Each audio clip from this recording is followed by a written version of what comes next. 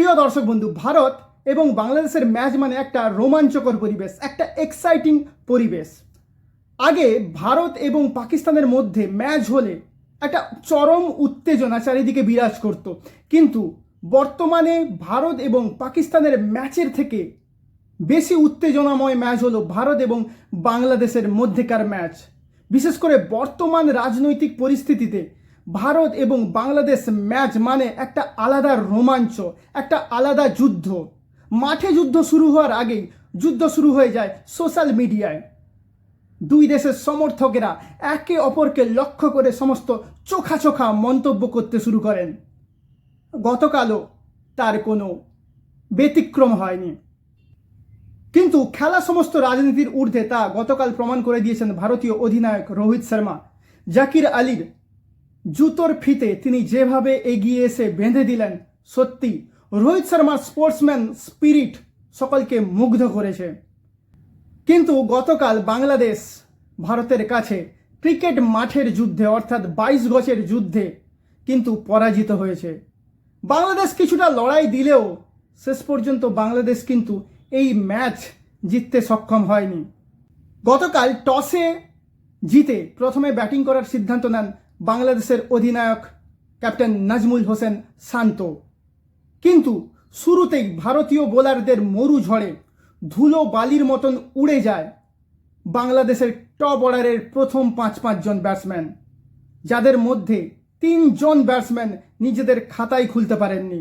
সৌম্য সরকার, মুশফিকুর রহিম এবং ক্যাপ্টেন শান্ত এরা খাতা খোলার আগেই প্যাভিলিয়নের রাস্তা দেখে নেন। বাংলাদেশের বিখ্যাত অলরাউন্ডার, বাংলাদেশের আশা ভরসা মেহেদী হাসান মিরাজও নামের প্রতি সুবিচার করতে পারেননি। 5 রান করে সামির বলে আউট হয়ে প্যাভিলিয়নে ফিরে যান। বাংলাদেশের ওপেনার তানজিদ হাসান কিছুটা লড়ার চেষ্টা করছিলেন, কিন্তু শেষ পর্যন্ত তিনি 25 রান করে প্যাটেলের বলে আউট হয়ে যান। একটা সময় বাংলাদেশ 35 রানের মধ্যে 5টি উইকেট হারিয়ে ফেলে। পরপর 2 বলে আকসার প্যাটেল, তানজিদ হাসান এবং মুশফিকুর রহিমকে ফিরিয়ে দেন। ঠিক তার পরের বলেই জাকির আলীর ব্যাটের এজ লেগে রোহিত শর্মার হাতে ক্যাচ যায়, কিন্তু রোহিত শর্মা সেটা মিস করে দেয়। রোহিত শর্মা যদি ক্যাচটা ধরতেন তাহলে আকসার প্যাটেলের হয়তো গতকাল হ্যাট্রিকও হয়ে যেত। যাই হোক, ক্যাপ্টেন ক্যাচ মিস করেছেন, তাই আর তো বলার মতো কিছু রইল না। ক্যাপ্টেন না হয়ে যদি অন্য কেউ হতো তাহলে অক্ষর প্যাটেল তাকে কি যে বলতো তা কেবলমাত্র অক্ষর প্যাটেলের মাথায় ঘোরাফেরা করছে। যাই হোক, রোহিত শর্মাও নিজে অপরাধ ভোগে ভুগছেন, তার জন্য অক্ষর প্যাটেলের হ্যাট্রিকটা হলো না। কিন্তু বাংলাদেশ খেলায় ঘুরে দাঁড়ায়। অসাধারণ ব্যাটিং করেন তৌহিদ হৃদয়। তৌহিদ হৃদয় গতকাল সত্যি সকলের হৃদয় জয় করে নিয়েছেন। তৌহিদ হৃদয় গতকাল 118 বলে 100 রানের একটা অসাধারণ ইনিংস খেলেন। এই ইনিংসে ছিল 6টি 4 এবং 2টি ছক্কা। শেষ পর্যন্ত তিনি হর্ষিদ রানার বলে আউট হন। তৌহিদ হৃদয়কে যোগ্য সঙ্গত দেন জাকির আলী। জাকির আলী গতকাল 114 বলে 68 রানের একটা অসাধারণ ইনিংস খেলেন। খানিকটা স্বভাবের বিরুদ্ধে গিয়ে জাকির আলী অনেকটা স্লো ইনিংস খেলেন এবং বাংলাদেশের ইনিংসকে স্টেবিলিটি দেন। জাকির আলী এবং তৌহিদ হৃদয় দুজনে মিলে 154 রানের একটা বড় পার্টনারশিপ গড়েন, যা বাংলাদেশকে অন্তত সম্মানযোগ্য স্কোরে পৌঁছতে সহায়তা করে। খেলার স্কোর যখন 189 তখন জাকির আলী আউট হন। তিনি মোহাম্মদ সামির বলে কোহলির হাতে ক্যাচ দিয়ে ফিরে যান। যখন দলীয় স্কোর 228 তখন আউট হন তৌহিদ হৃদয়। কিন্তু যদি ক্যাপ্টেন রোহিত শর্মা জাকির আলীর ক্যাচটা মিস না করতেন, কিংবা আমাদের হার্দিক পান্ডিয়া যদি 20 নম্বর ওভারে তৌহিদ হৃদয়ের ক্যাচটা মিস না করতেন, যখন তৌহিদ হৃদয়ের ব্যক্তিগত রান ছিল 23, তাহলে হয়তো বাংলাদেশ আজকে 228 রানও করতে সক্ষম হতো না। হয়তো বাংলাদেশ 100 থেকে 150 রানের মধ্যেই অল আউট হয়ে যেত।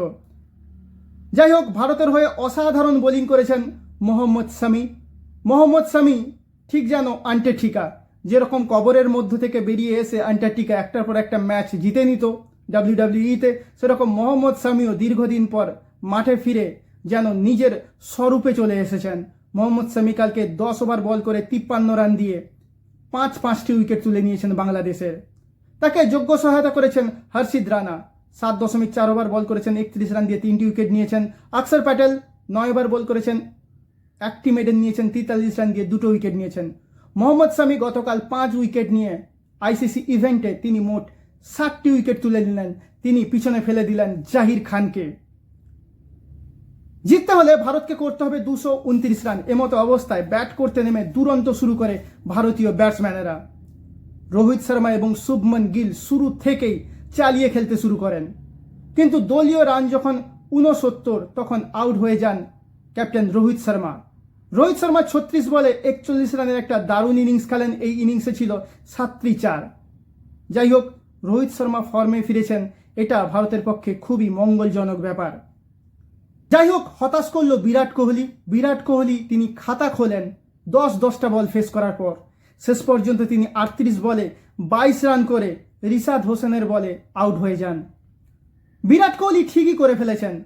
টেস্ট ক্রিকেটে তিনি অফ স্ট্যাম্পের 4-6 নম্বর স্ট্যাম্পের বাইরের বলে খোঁচা দিয়ে আউট হবেন এবং ওয়ানডে ক্রিকেটে তিনি লেগ স্পিনারের বলে আউট হয়ে যাবেন।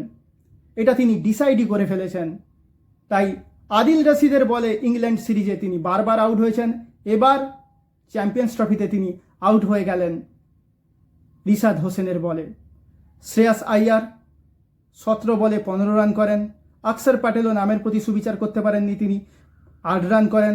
শেষ পর্যন্ত কেএল রাহুল এবং শুভমন গিল দুজনে মিলে ভারতকে তাদের কাঙ্ক্ষিত জয়ের লক্ষ্যে পৌঁছে দেয় 46.3 ওভারে। ভারত 21 বল বাকি থাকতে 6 উইকেটের বিনিময়ে ম্যাচটা জিতে নেয়। অসাধারণ ব্যাটিং করেন শুভমন গিল। 129 বলে 101 রান করেন। এই ইনিংসে ছিল 9টি 4 এবং 2টি ছক্কা। শুভমন গিল বর্তমানে ওয়ানডেতে আইসিসি র্যাঙ্কিংয়ে কেন 1 নম্বর ব্যাটসম্যান, সেটা শুভমন গিল গতকাল বারবার প্রমাণ করেছেন। নিজের ব্যক্তিগত 8 নম্বর সেঞ্চুরিও তিনি আইসিসি চ্যাম্পিয়ন্স ট্রফিতে করে ফেললেন। রোহিত শর্মার এই ডেপুটি শুভমন গিল যে ভবিষ্যতের একজন তারকা ব্যাটসম্যান হয়ে উঠছেন, ভারতের হয়ে একজন মহাতারকা হয়ে উঠছেন, সে বিষয়ে কোনো সন্দেহ রইল না। শুভমন গিলকে নিয়ে ভারতীয় সভ্য সমর্থকরা সত্যি আশায় বুক বাঁধতে শুরু করেছেন। আশা করা যাচ্ছে শুভমন গিল চ্যাম্পিয়ন্স ট্রফির বাকি ম্যাচগুলোতেও দারুণ পারফরমেন্স করবেন এবং ভারতকে চ্যাম্পিয়ন্স ট্রফি এনে দেবেন। যাই হোক, ভারত এবং বাংলাদেশের ম্যাচে মোটামুটি বাংলাদেশকে ভারত হারিয়ে দিল। এরপর ভারতের এবং পাকিস্তানের ম্যাচ আছে 23 তারিখে। দেখা যাক সেদিন ভারত কেমনভাবে পারফরমেন্স করেন। বিশেষ করে পাকিস্তানের ওই ম্যাচটা জেতা খুবই জরুরি, কারণ পাকিস্তান অলরেডি নিউজিল্যান্ডের কাছে হেরে গেছে প্রথম ম্যাচে। যদি পাকিস্তানকে এই আইসিসি চ্যাম্পিয়ন্স ট্রফিতে টিকে থাকতে হয় তাহলে কিন্তু ভারতের এগেনস্টে ম্যাচটা জিততেই হবে।